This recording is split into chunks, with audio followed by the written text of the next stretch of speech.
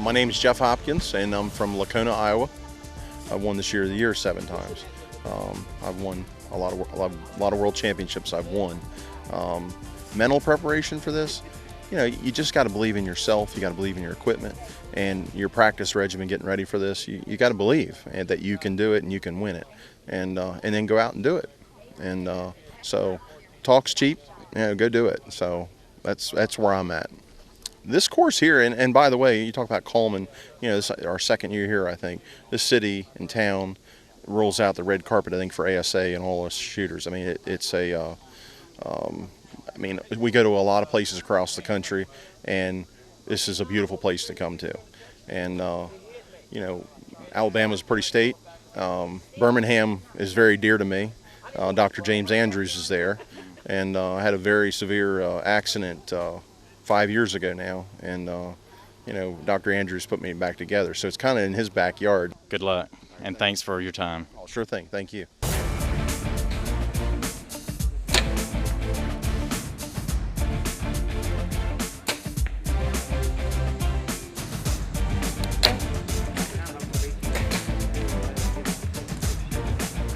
My name is Jason Corley, and I own Bowjunkie.com. I have been involved in archery since I was 6, so you're looking at a little over 30 years. And I got involved in the competitive side as far as filming and trying to promote it about 18 months to 2 years ago. I was a professional guide, and my friends here that shoot professionally, I just saw a huge lack of promotional and just exposure for the sport. So having a background in film and photography, I wanted to take the passion that I had, which was behind the camera, and do whatever I possibly could to just promote and get the word out that this was a competitive sport. Obviously, we focus mostly on the professionals because that's where the fans want to see. Johnny from Oklahoma, who is a big fan, wants to watch Levi Morgan, wants to watch Nathan Brooks shoot. And so that's what I do. Bowjunkie.com is a place where you can go. We have these videos up within sometimes a 72-hour radius, so we don't make you wait until fall to watch what we're doing. We try to keep stuff, fresh and in the minds of the fans, because they're at home, they can't come to the events. This is another way for them to be here. Hi, I'm Levi Morgan, and I'm from Uniontown, Pennsylvania, and I'm 26. I've been shooting a bow since I was 5, so about 21 years competitively. Been shooting ASAs for, 15 years, I guess. So I started in the youth class and turned pro when I was 19, or actually 18, and won my first pro tournament when I was 19, so long time. I think it's a work ethic more than anything, and a drive to win. There's these guys out here are all very, very talented people. It's just a matter of who wants it the most, and who's going to go home in the off season and work from daylight till dark. And that's what I did when I was young, at 18. I didn't win a tournament my rookie year, and I just worked so hard at it and had to drive to be the best, and it's not all me, the Lord has a big hand in everything I've done, so I don't take any of the credit, but I'm just glad He allowed me to do what I've done. This year's been tough, man. I had a little boy last September and moved, and just a lot going on. We have the hunting show, so it's like that takes up a lot of our time, and I don't get to practice as much, but I've won a lot this year and stayed very consistent. I had a real big lead coming into here. It's just been either I've shot really good or really bad, it seems like, this year, and today was just a bad day, but it happens. It's a tough thing, and it's not as mainstream and as popular as like golf or baseball or football, but it's just as hard to win out here as it is for Tiger to win a major. These are the best archers in the world out here. It's just not as publicized, so. It is a little bit weird for me still, just I just feel like I'm just out here shooting my bow. It's always kind of been that way for me, so to have people that look up to me and want to shoot with me and get excited, to get to shoot with me, it's pretty cool. And it's a big responsibility for all of us pros to take the time and to teach people, because that's the next generation of this sport, so it's up to us to get people to stay involved and support it. So.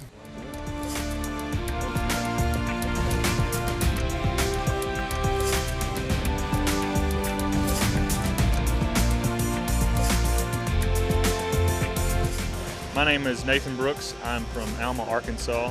I've been shooting professionally since 1999. Today I shot really well. I shot a score of 216. 220 is the high score, so still within contention, pretty close anyway for tomorrow's round. And you know, we've got 20 targets left tomorrow. This is kind of like, if you put it in perspective with NASCAR, you know, when you're trying to win the pole, doesn't mean you're going to win the race, but it's a good start anyway, and you want to be out as close as you can to the front. So I'm definitely happy with today's performance. It went really well. Lighting was difficult on some targets because of the shadows changing in and out, but all in all, it was a good day. Tomorrow, starting at 7:30 in the morning may make things a little bit difficult, but with the shadows, and the same kind of thing we had today. But yeah, I'm looking forward to tomorrow. We'll get after it again. This sport involves a risk reward.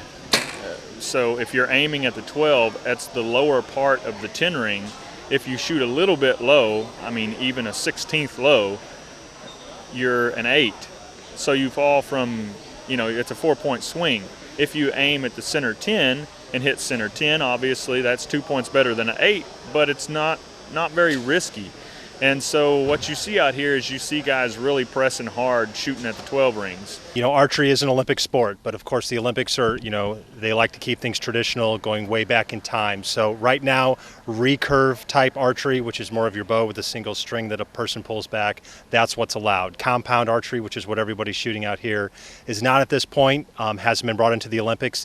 They're pushing for it. They're hoping might not make it by the next Summer Games, which are in Brazil in 4 years, but might make it in the Games after that. So that's where we're at with that. As far as competitively, the best way to describe it is this. If you took in America all the bass fishermen that we have, which is of course is a huge population, you go over into Europe and archery to them is like bass fishing to us. So it is enormous in Asia and Europe. In non-Olympics, they do have what's called the World Cup Series. So they do travel to 4 or 5 tournaments a year around the world. There's usually one in the United States. There's sometimes one in Turkey, France, somewhere in China. I mean, they travel, and basically countries do bring their teams representing, just like any other sport would in soccer, for example.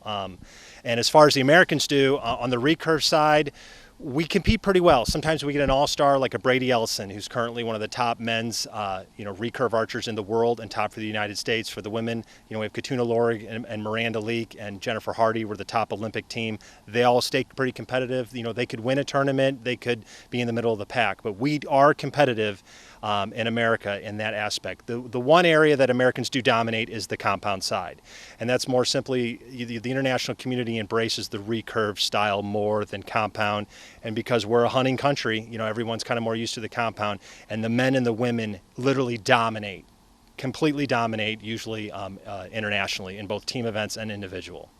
My name's Chance Bobeff. I'm from Nashville, Tennessee. I've been in archery since I was 13, so 17 years. I started shooting a bow around the house, trying to practice to be more ethical hunting, and it kind of expanded from there. I started shooting local tournaments around the house, and then from there it graduated to the national level, which this is, and it's just it's like anything. It's a thrill of competition. It's coming out here wanting to win, wanting to strive and do better. I started off in a young adult class, which was for my age group, and I've steadily become a professional, and I now make a living at it. How do you like Cullman's course compared to the other courses that you've shot on throughout the year? I like it a lot. I like the woods. It's a lot like from where I'm from around the house. I'm only 2.5 hours from here, so it agrees with me. I've grown up in the South. A little bit more like hunting? It is, a lot. I've grown up in the South in the hardwoods and pines, and I get along judging really well, and the lighting, the shading, and all that is just what I grew up shooting in.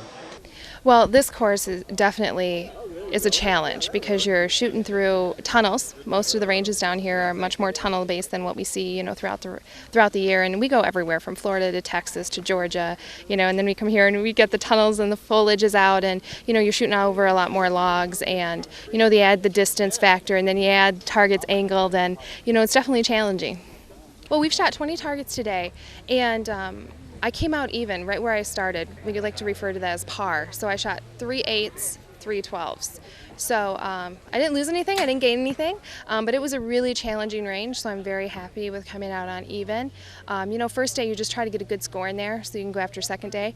One of my good friends and competitors shot 10 up today, so that's like shooting, you know, in golf, -10. So she shot +10 and just smoked it today. So Who was that? Kaylee Johnston. Yep. So we going after her. We had a good round at the last tournament in Illinois, and we had to shoot an additional arrow for the win, so it was pretty cool. I always say that the ASA Shooter of the Year is the hardest thing to win. I've been very fortunate to win 2 tournaments, have multiple podium finishes, and still was in like a 14-point race for the lead for the Shooter of the Year this year. So, you know, it really doesn't matter how many podiums. You have to be consistent all year, and you have to shoot great scores, and it is by far the toughest thing to win. I've been fortunate enough to win 4 IBO Triple Crowns in a row, and this by far, winning the Shooter of the Year would just be amazing because it is by far the toughest thing to win.